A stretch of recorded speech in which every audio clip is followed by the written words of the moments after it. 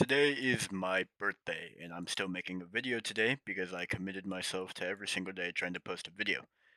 I'm going to keep this kind of fairly simple and short because, I don't know, it's my birthday and I kind of want to do what I want to do. But honestly, I didn't really do much today. Everyone seems to think that, like, oh, in your 20s, when you have a birthday, it has to be this large, glamorous thing. But for me, I went to class, I ate some good food, I went to the gym, I came back, did my normal, videos thing, met with some friends, and that's about it. Silent birthdays are a very common thing in your 20s. People who always post online and how it has to be all this like extravagant thing. It's, you know, maybe it happens a couple of times, but reality, you don't need that many friends to help you celebrate or people around you to help you celebrate. So here are some things that I learned in my 20s. I'm just going to go and drag these into this box one by one. So, first thing, people fear what they don't understand. If somebody doesn't understand, let's say, how you are raising money for this company and they don't understand the concept of why is this kid so young, ambitiously raising money for a company that he has no experience in. Well, this kid, he's taking a risk and he's gambling on this idea that he believes in a lot, and that man is probably very uh, obsessed in some sort of way. But the fact that this other person now they don't understand, so they immediately go to hate on this person, right? That is fear. People fear what they don't understand. They cannot envision themselves in a scenario where they are able to do that. And that's something that I learned very early on, especially in college, when people have this imposter syndrome, or they have like a big ego and they're unable to understand. So immediately their brain goes towards, I'm going to hate on this person because I can't imagine myself being in this scenario, or why can I not be in that scenario, right? That's just the first lesson that I want to put out. The second one, you probably heard this before, but I think it becomes more apparent when you get into a position where you have a lot more responsibility or you want to advance yourself in some sort of way. And your network is your net worth. Very cliche, very niche, but it is very true. I wouldn't have gotten some of the opportunities I had I not known some people or the people that I needed to communicate with in order to get what I wanted. For example, I wanted to get an internship my freshman year. I knew nobody except for one person that gave me a scholarship for college. I reached out to them and I said, "Hey, could you help me out with this?" I had never even met the person. They had just liked my writing so much and they had liked my story so much that they were willing to literally give me the contact information of somebody that worked at that company. I messaged them, I did the interviews, and I got an internship offer. Your network is your net worth, right? I now had a lot of money to work with during that summer. I was working from home and sometimes in the office, and I saved a lot of money. And I used that to help me take some risk on some other things out in life. But the people that you know is a lot more valuable than some of the work that you're going to do throughout your life because you will not be able to get past, I guess, like a sort of equilibrium point without the support of that person to help you reach that next level, unless you work like very, very hard in order to, I don't know, somehow break that point. And what I mean by that is like, let's say I'm gonna always give this in the context of business because it's kind of like what I'm familiar with. Let's say you are doing some thousands of dollars in revenue, but you're not really sure how to break past that point and you want to scale. But in order to scale, you probably need the support of some other people because you're not sure how, you don't know how that network, or you don't have like the, I don't know, capacity to do so, or the money or the cash flow. Oh, I know somebody. They suggest XYZ. Oh shit, now I'm doing 2x what I was doing last month, and it kind of spirals out of control, right? Yeah, it's kind of what I mean by that. Let's go to the next one. This one is very important. Don't upgrade to a status you can't afford. What do I mean by this? We live in an era where social media often projects people as being this sort of like very main character energy, having infinite money. And granted, our generation has a lot more opportunities than the generations past because of the internet. However, this is not an excuse for you to basically go out there, flex all the money that you have, materialize everything, and act like your life is better than others. Because 90% of the time, you are not that main character. And also, there's always somebody better than you. There's always a bigger fish to fry, right?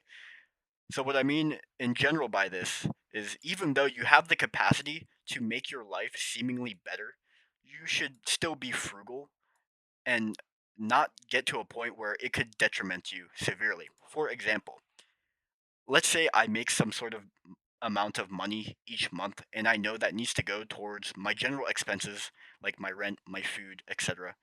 But I'm really inclined because I just saw my new friend. He got a car and he has to spend, I don't know, $700 a month on a lease for a car. Now I'm kind of inclined to do that. All of a sudden, I go and lease that very same car, and now I notice, holy shit, I'm actually going to go into debt because of this car because it's 3 years. I have to pay insurance and I'm super young. That's what I mean by don't upgrade to a status you can't afford. Don't live a lifestyle that you legitimately cannot pay. Do not put yourself in a scenario where you're going to go negative, either financially, mentally, or socially. Don't put yourself in a position where you are always going to fail.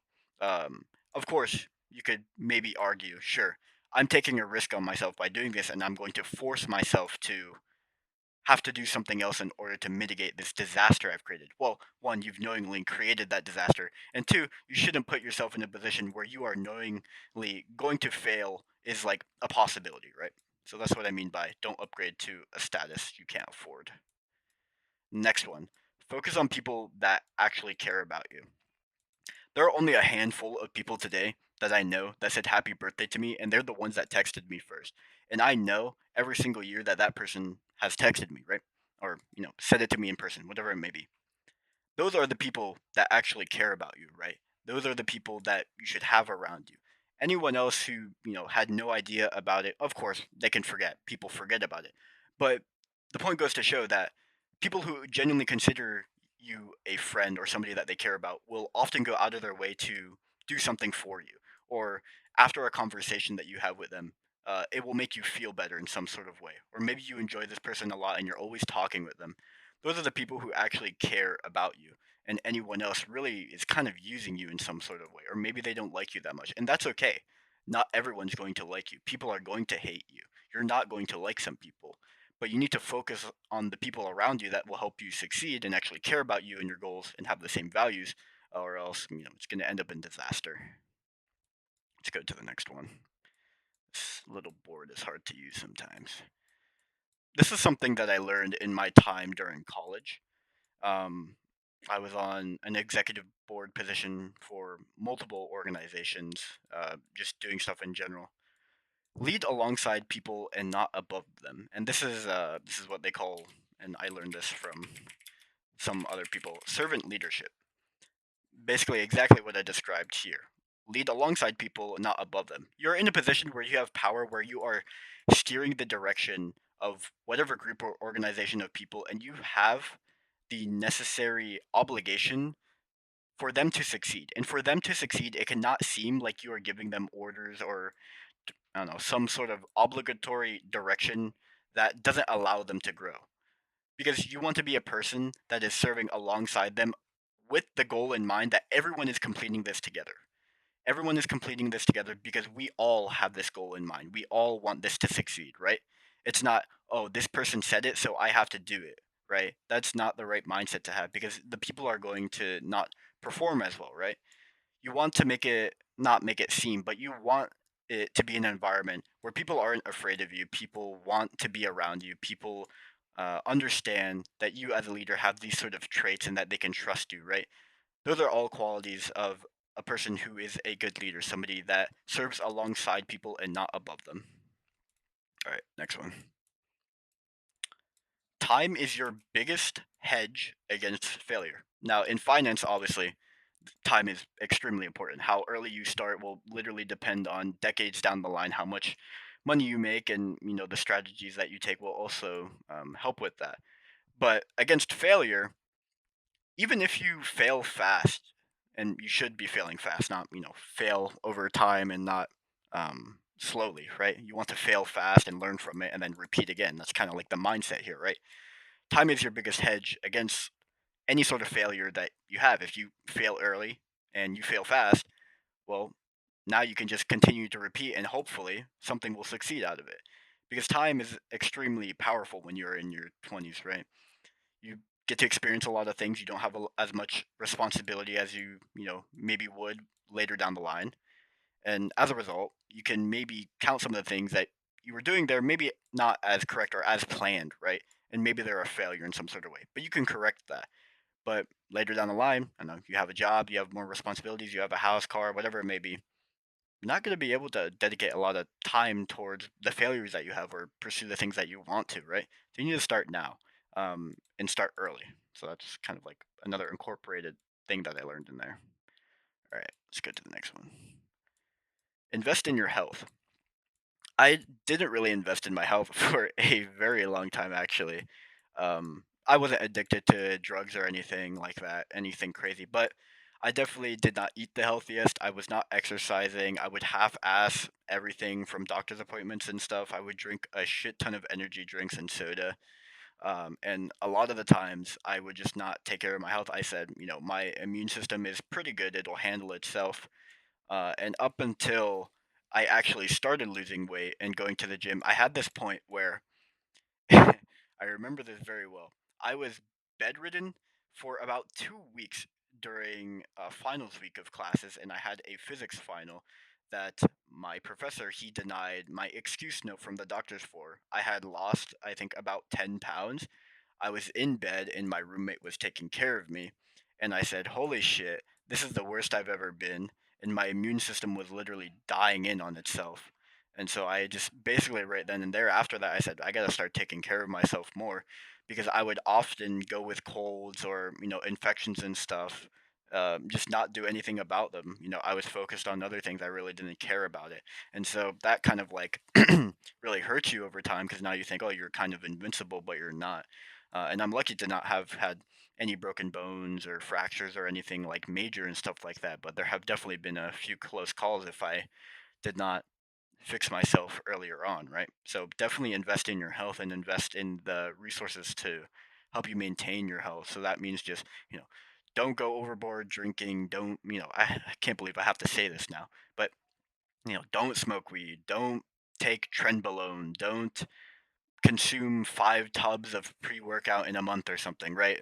Basic things like that. Just invest in your health and be smart about it. All right, next thing.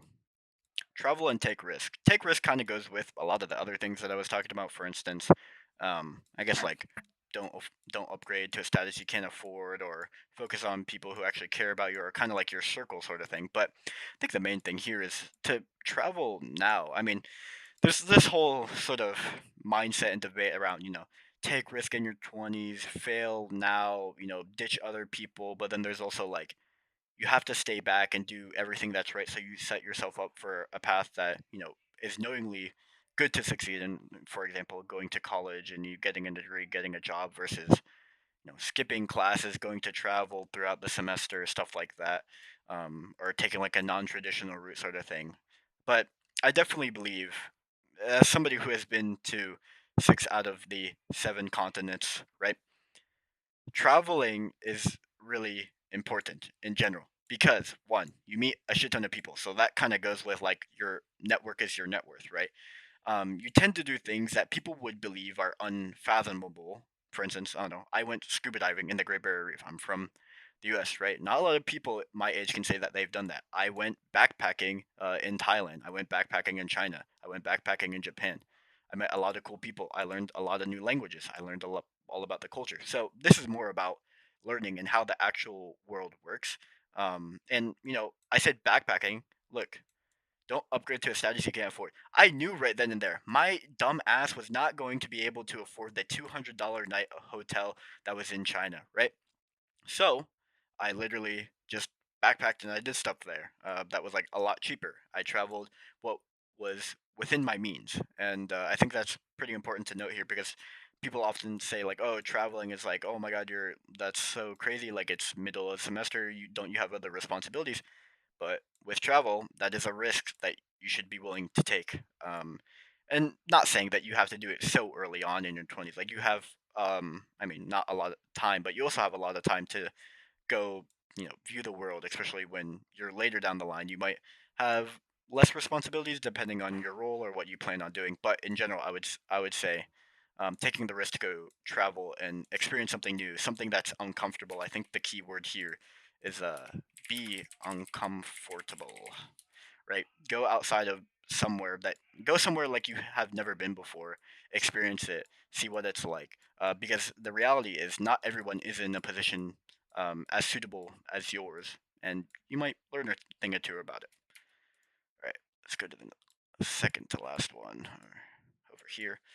I made a video about this. I'm not gonna say too much about it. Stop waiting and start doing. There's no reason that you have a to-do list and you keep on pushing off that thing on the to-do list. Just do it. Like you know that one guy, he's like, just do it. Like just kind of start to understand like when things really are put into perspective, how much time you really have, and over like the more time that you have, the greater the results will be. So you really need to just stop waiting. Like stop waiting for somebody to give you permission and just do it now because nobody's gonna do it for you. Like people, like if you want to support somebody, like if you want to support your mom, you want to pay off, I don't know, her loans or something like that, right?